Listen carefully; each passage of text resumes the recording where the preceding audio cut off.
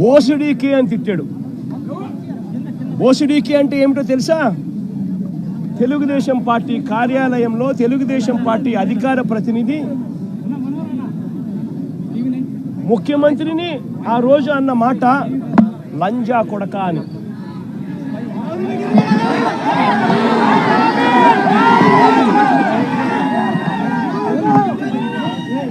నిజంగా ఆ మాదిరిగా ఒక వ్యక్తి తిడితే రాష్ట్ర వ్యాప్తంగా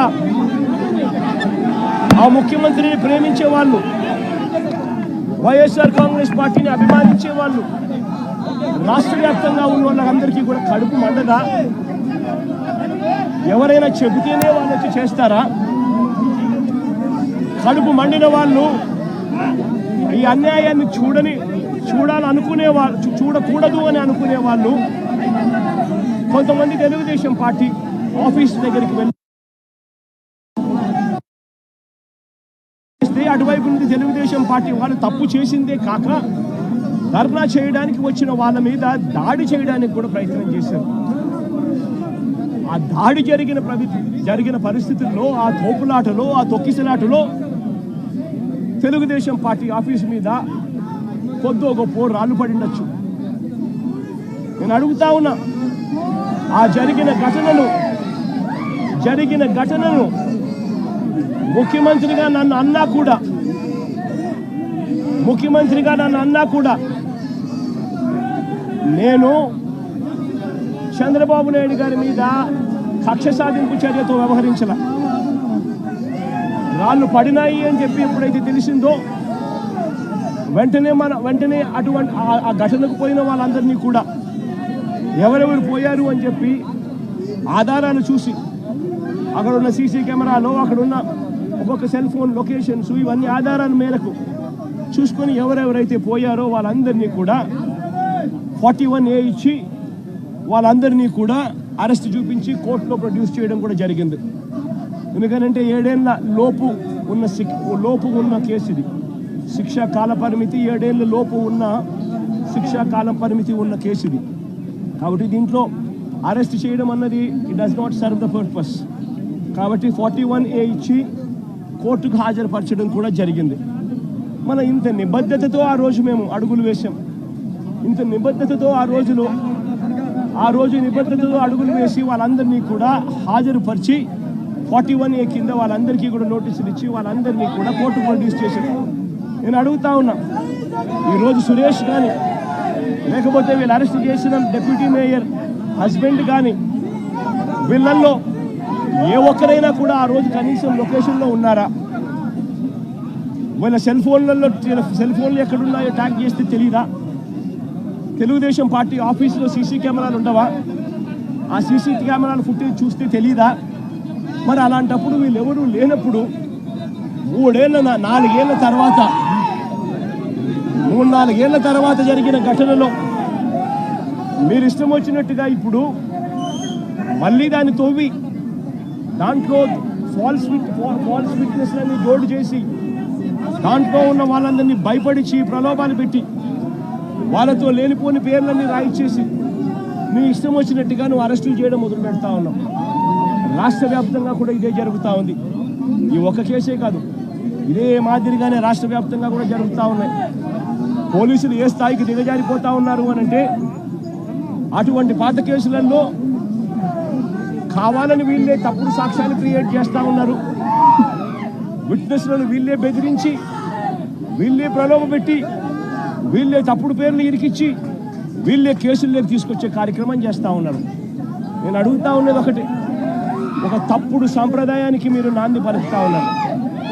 ఇదే గన కొనసాగితే నేను చెప్తా ఉన్నా, మీ ప్రభుత్వం ఎల్లకాలం ఉండదు.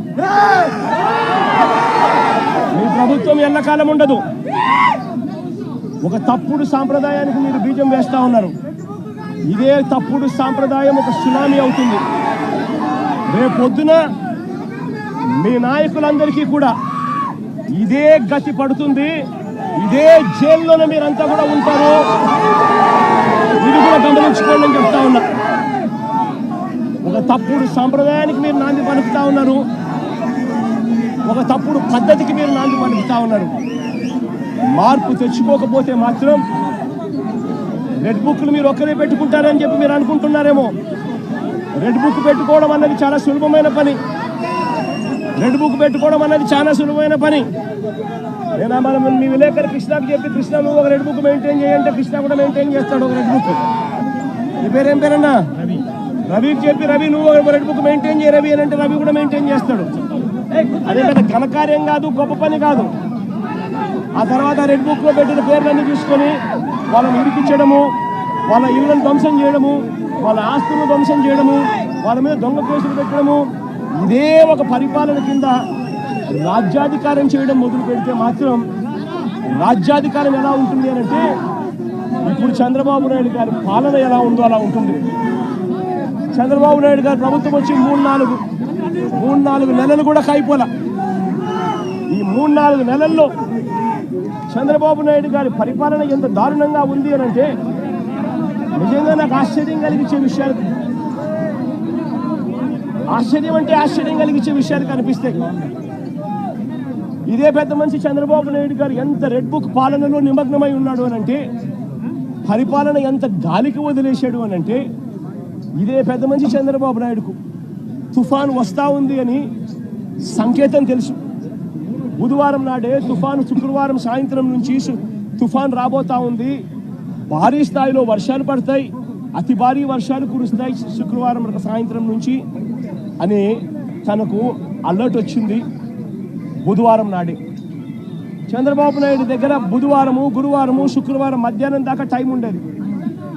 కానీ చంద్రబాబు నాయుడు గారు అనే వ్యక్తి ఎంతగా ఈ మనిషి రెడ్ బుక్ పాలన మీద ధ్యాస పెడతా ఉన్నాడో తప్ప ప్రజల మీద, ప్రజల అగసాట్ల మీద ధ్యాస పెట్టడం లేదన్న దానికి ఇదే నిదర్శనం. 2.5 రోజు టైం ఉన్నా కూడా, బుధవారము, గురువారము, శుక్రవారం మధ్యాహ్నం దాకా టైం ఉన్నా కూడా చంద్రబాబు నాయుడు గాలికి వదిలేసాడు ప్రజలను.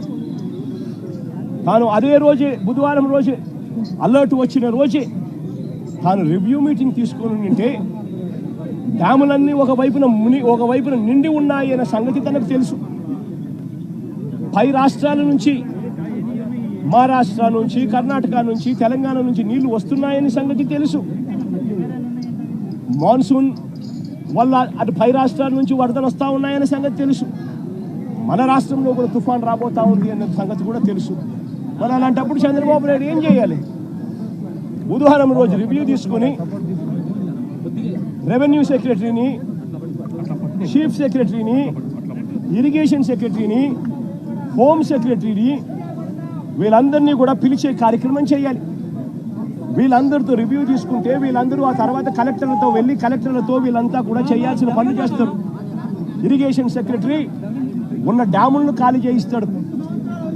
శ్రీశైలంలోను, నాగార్జున సాగర్లోను, పులిచింతల్లోను 3 డ్యాముల్లోనూ కనీసం ప్రతి డ్యామ్లోనూ ఒక 25-30 టీఎంసీలు తగ్గించుకుంటూ వచ్చి కనీసం ఒక 80-90 టీఎంసీలు మేరకు తగ్గించి ఈ 3 డ్యాముల్లో కలిపి ఒక ఫ్లడ్ కుషన్ మెయింటైన్ చేస్తాడు ఇరిగేషన్ సెక్రటరీ.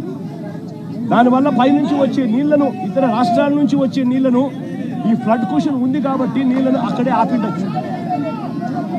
రెవెన్యూ సెక్రటరీ వెంటనే రిలీఫ్ క్యాంపులు ఏర్పాటు చేస్తాడు. ఆ రిలీఫ్ క్యాంపుల్లో ఏర్పాట్లు బాగున్నాయా లేదా, రిలీఫ్ క్యాంపులు ఎక్కడున్నాయి, ఎక్కడ పెట్టాలి, ఆ రిలీఫ్ క్యాంపుల్లో ఏర్పాట్లను పర్యవేక్షిస్తాడు రెవెన్యూ సెక్రటరీ. హోమ్ సెక్రటరీ లోతట్టు ప్రాంతంలో ఉన్న వాళ్ళందరికీ ఇన్ఫార్మ్ చేసి వాళ్ళందరికీ కూడా చెప్పి ఇలా తుఫాన్ రాబోతా ఉంది అని చెప్పి వాళ్ళందరినీ షిఫ్ట్ చేసే కార్యక్రమం హోమ్ సెక్రటరీ చేయిస్తాడు. మరి నేను అడుగుతా ఉన్నా, ఇదే పెద్ద మంచి చంద్రబాబు నాయుడు ఇవన్నీ చేశాడా అని అడుగుతా ఉన్నా. మరి ఇవన్నీ ఎందుకు చేయలేదు చంద్రబాబు అని అడుగుతా ఉన్నా.